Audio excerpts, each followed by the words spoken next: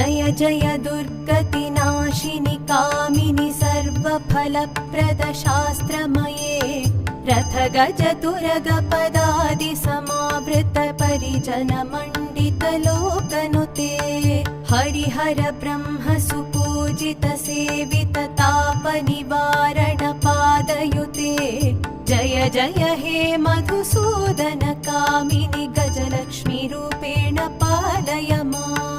जय जय हे मधुसूदन कामिनि गजलक्ष्मी रूपेण पालय माम् ऐ खगवाहिनि मोहिनि चक्रिणि राग